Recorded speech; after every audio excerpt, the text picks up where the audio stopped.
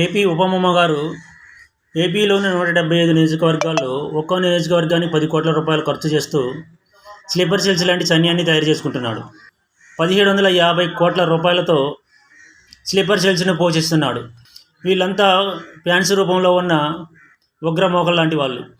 పవన్ కళ్యాణ్ కానీ, జనసేన పార్టీని కానీ ఎవరైనా ఏదైనా అంటే వారిని వేధించడం, హింసించడం, వారిపై దాడులు చేయడం వీరి యొక్క ముఖ్య పని.